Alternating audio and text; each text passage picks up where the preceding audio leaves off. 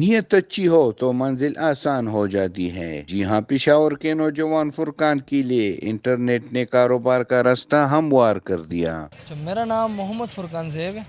میں بیسیکلی پشاور کا ہی رہنے والا ہوں۔ کالج سے آئے، پھر اکیڈمی نہ ہو تو گیمز یا کوئی بھی ہابی ہوں تو مجھے لگا کہ میں ٹائم ویسٹ کر رہا ہوں۔ پاکستان میں اس طرح کی فوڈ نہیں ہے، تو مجھے ایک ویسی رینڈم سے ایک ویڈیو آئی تو میں نے دیکھی، میں نے کہا چلو ایزی ہے۔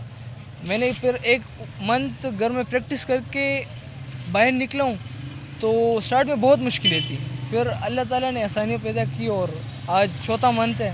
اللہ کا بہت شکر ہے، کام اچھا چل رہا ہے۔ فرقان نے منفرد کورین ریسیپی کا طریقہ انٹرنیٹ سے سیکھا، اپنے کمپیوٹر بیچ کر کچھ پیسے اکٹھے کیے اور پشاور کے فوڈ اسٹریٹ میں اپنا اسٹال لگا دیا، جہاں گرما گرم کارن ڈاگ تیار ہوتا ہے۔ میرا بزنس تھا گھر سے ہوم میں ڈرونز بنایا کرتا تھا، روبوٹک پھر انجینئرنگ، بچپن سے شوق تھا نا روبوٹس اور ڈرونز میں ہائی لیول پہ چلا گیا تھا، تو پھر میں سیل کرتا تھا۔ پروفیشنل ڈرونز ہوتے ہیں کیمرے والے، اس سے جو پیسے آئے میں نے پی سی لے لیا۔ پی سی میں گیمز کے، اس سے مجھے پتہ چلا کہ میں ٹائم ویسٹ کر رہا ہوں، پھر وہ پی سی بیچ کے اس سے جو پیسے آئے میں نے بزنس سٹارٹ کیا۔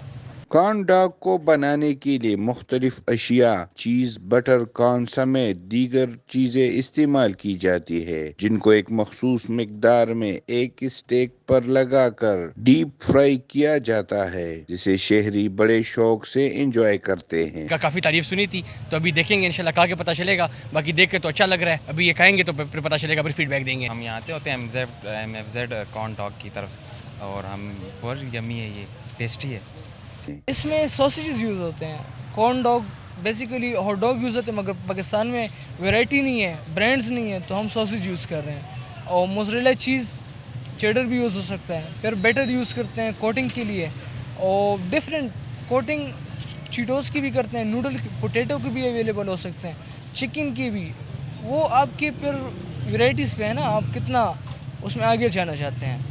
فرائی کرتے ہیں، پھر ٹاپنگ کرتے ہیں۔ معاشرے میں جہاں بے روزگاری کے مسائل ہے، تو وہیں اگر نوجوان اپنی سوچ کا مثبت استعمال کرے تو روزگار کے کئی مواقع کھل سکتے ہیں۔